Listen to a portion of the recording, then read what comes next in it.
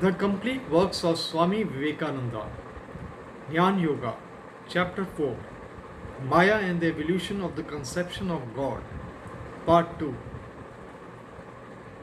But all this patchwork would not do, as the explanation assumed greater proportions. The difficulty which it sought to solve did the same.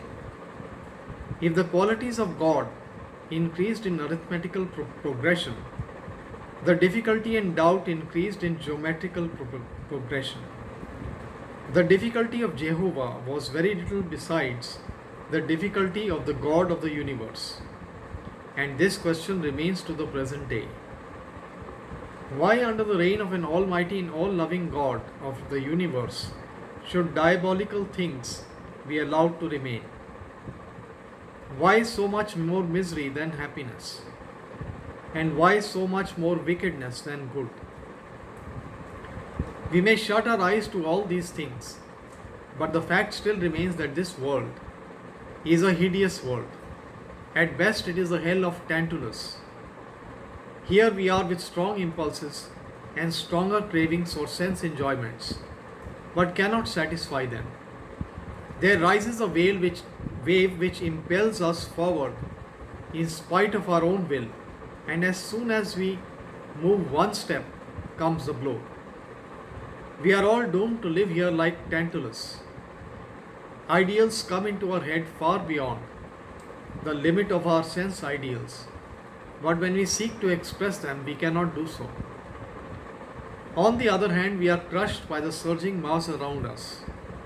Yet, if I give up all the ideality and merely struggle through this world, my existence is that of a brute, and I degenerate and degrade myself. Neither way is happiness. Unhappiness is the fate of those who are content to live in this world, born as they are. 1,000 times greater misery is the fate of those who dare to stand for the truth and for higher things, and who dare to ask for something higher than a mere brute existence here. These are facts, but is no explanation. There cannot be any explanation, but the Vedanta shows the way out. You must bear in mind that I have to tell you facts that will frighten you sometimes. But if you remember what I say, think of it and digest it. It will be yours. It will raise you higher and make you capable of understanding and living in truth. Now it is a statement of fact that this world is a Tantalus' hell, and we do not know anything about this universe. Yet at the same time, we cannot say that we do not know. I cannot say that this chain exists when I think that I do not know it. It may be an entire delusion of my brain. I may be dreaming all the time. I am dreaming that I am talking to you and that you are listening to me. No one can prove that it is not a dream. My brain itself may be a dream. And as to that, no one has ever seen his own brain. We all take it for granted. So it is with everything. My own body I take for granted. At the same time, I cannot say I do not know. This standing between knowledge and ignorance, this mystic twilight, the mingling of truth and falsehood, and where they meet, no one knows. We are walking in this midst of our dream, half sleeping, half waking, passing all our lives in a haze. This is the fate of every one of us. This is the fate of all sense knowledge. This is the fate of all philosophy, of all boasted science, of all boasted human knowledge. And this is the universe. What you call matter or spirit or mind or anything else that you may like to call them, the fact remains the same. We cannot say that they are, we cannot say that they are not. We cannot say that they are one, we cannot say that they are many. This eternal play of light and darkness, indiscriminate, indistinguishable, inseparable, is always there. A fact, yet at the same time not a fact. Awake, at the same time asleep. This is a statement of facts, and this is what is called Maya. We are born in this Maya, we live in it, we think in it, we dream in it. We are philosophers in it, we are spiritual men in it, nay, we are devils in this Maya. And we are gods in this Maya. Stretch your ideas as far as you can make them higher and higher. Call them infinite or by any name you please. Even these ideas are within this Maya. It cannot be otherwise. And the whole human knowledge is a generalization of this Maya, trying to know as it appears to be. This is the work of Nam Rupa, name and form. Everything that has a form, everything that calls up an idea in your mind is within Maya. For everything that is bound by the laws of time, space and causation is within Maya. Let us go back a little to those early ideas of God and see what became of them. We perceive at once the idea of some being who is eternally loving us, eternally unselfish and almighty, ruling this universe, could not satisfy. Where is the just merciful God? Asked the philosopher.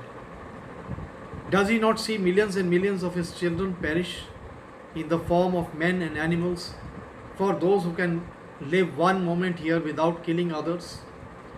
Can you draw a breath without destroying thousands of lives? You live because you millions die. Every moment of your life, every breath that you breathe is death to thousands. Every moment that you make in this world is death to millions. Every morsel that you eat is death to millions. Why should they die? There is an old sophism that they are very low existences. Supposing they are, which is questionable, for who knows whether the ant is greater than the man or the man than the ant? Who can prove one way or the other? Apart from that question, even taking it for granted that these are very low beings, still why should they die? If they are low, they have more reason to live. Why not? Because they live more in the senses. They feel pleasure and pain 1,000-fold more than you and or I can do. Which one of us can eat a dinner with the same gusto as a dog or a wolf? None. Because our energies are not in the senses. They are in the intellect and into the spirit. But in animals, their whole soul is in the senses and they become mad and enjoy things which we human beings never dream of.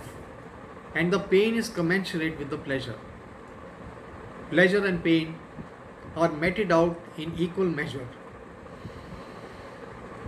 If the pleasure felt by animals is so much keener than that felt by man, it follows that the animal's sense of pain is as keen, if not keener, than man's. So the fact is, the pain and misery men feel is dying is intensified 1,000-fold in animals, and yet we kill them without troubling ourselves about their misery. This is Maya. And if we suppose that there is a personal God like a human being who made everything, these so-called explanations and theories, which try to prove out of evil comes good, are not sufficient. Let 20,000 good things come, but why should they come from evil? Out on that principle, I might cut the throat of others because I want the full pleasure of my senses. That is no reason. Why should good come through evil? The question remains to be answered, and it cannot be answered. The philosophy of India was compelled to admit this. The Vedanta was and is the boldest system of religion. It stopped nowhere. And it had one advantage. That was no body of priests who sought to suppress every man who tried to tell the truth. There was always absolute religious freedom. In India, the bondage of superstition is a social one.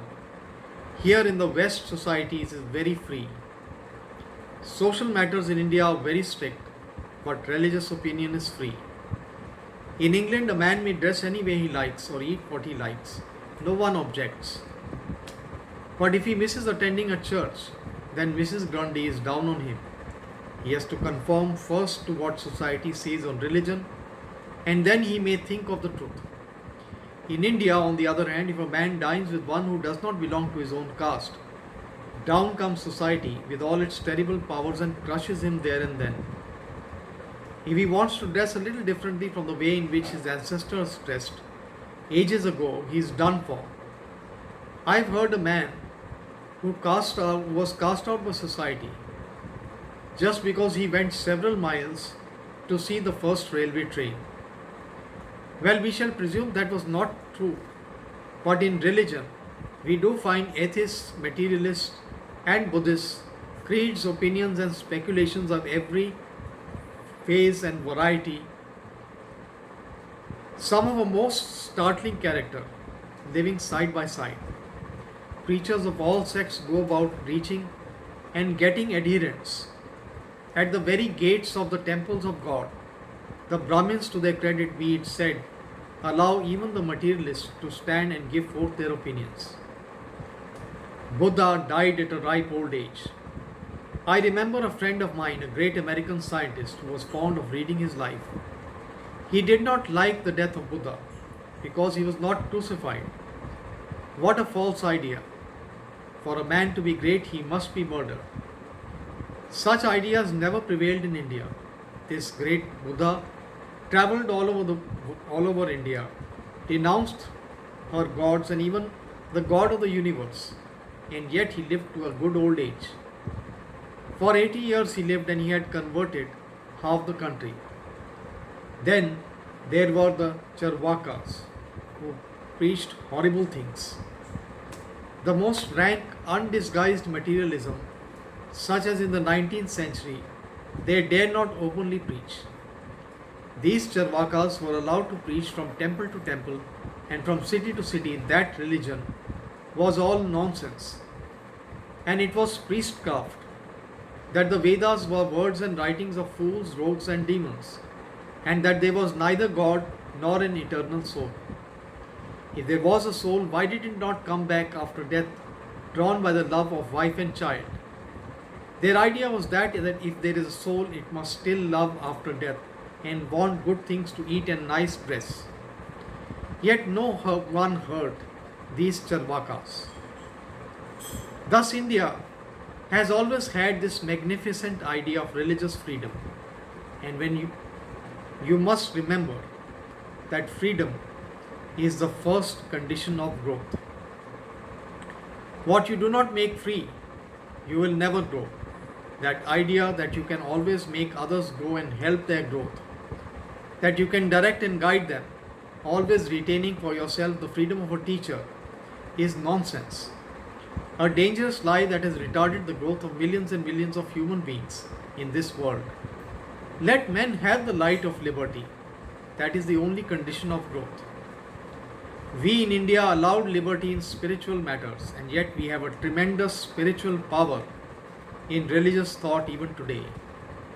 You grant the same liberty in social matters, and so have a splendid social organization. We have not given any freedom to the expansion of social matters, and ours is a cramped society. You have never given any freedom in religious matters, but with fire and sword have enforced your own beliefs, and the result is that religion is a stunted, degenerated growth in the European mind. In India, we have taken off the shackles from society. In Europe, the chains must be taken from the feet of spiritual progress. Then will come a wonderful growth and development of man. If we discover that there is only one unity running through all these developments, spiritual, moral, and social, we shall find that religion, in the fullest sense of the word, must come into society and into our everyday life. In the light of Veda, you will understand that all sciences are but manifestations of religion, and so is everything that exists in this world. We then see that through freedom the sciences were built, and in them we have two sets of opinions. The one is materialistic and denouncing, and the other is positive and constructive. It is a most curious fact that in every society you find them. Supposing there is an evil in society, you will find immediately one group rise and denounce it in the vindictive fashion, while sometimes degenerates into fanaticism. There are fanatics in every society, and women frequently join in these outcries because of their impulsive nature. Every fanatic who gets up and denounces something can secure a following. It is very easy to break down. A maniac can break anything he likes, but it would be hard for him to build up anything. These fanatics may do some good according to their light, but much more harm. Because social institutions are not made in a day, and to change them means removing the cause. Suppose there is an evil, denouncing it will not remove it, but you must go to work at the root. First find out the cause, then remove it, and the effect will be also removed accordingly. Mere outcry not produce any effect unless indeed it produces misfortune. There are others who had sympathy near their hearts and who understood the idea that you must go deep into the cause. These were the great saints. In fact, you must remember that all the great teachers of the world declared that they came not to destroy but to fulfill. Many times this has not been understood, and their forbearance has been thought to be an unworthy compromise with existing popular opinions. Even now, you occasionally hear that these prophets and great teachers were rather cowardly and dared not say and do what they thought was right. But that was not so. Fanatics little understand that the infinite power of love in the hearts of the great sages who looked upon the inhabitants of this world as their children. They were the real fathers, the real gods, filled with infinite sympathy and patience for everyone. They were ready to bear and forbear. They knew how society should grow, and patiently, slowly, surely they went about their remedies, not by denouncing and frightening people, but by gently and kindly leading them upwards step by step. Such were the writers of the Upanishads. They knew fully well how the old ideas of God were reconcilable with the advanced ethical ideas of the time. They knew fully well that what the atheists were preaching contained a good deal of the truth, nay, great nuggets of truth. But at the same time, they understood that those who wished to sever the thread that bound the beads, who wanted to build a new society in the air, would entirely fail. We never build anew, we simply change places. We cannot have anything new, we can only change the position of things. The seed grows into the tree, patiently and gently.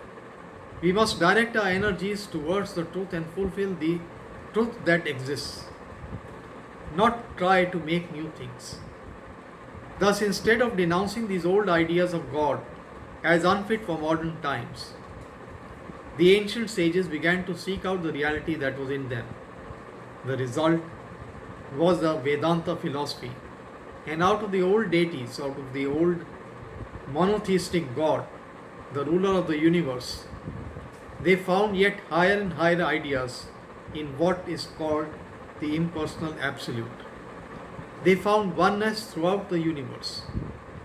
He who sees in this world of manifoldness that one running through all, in this world of death, he who finds that one infinite life, in this world of insentience and ignorance, he who finds that one light and knowledge, unto him belongs eternal peace, unto none else, unto none else.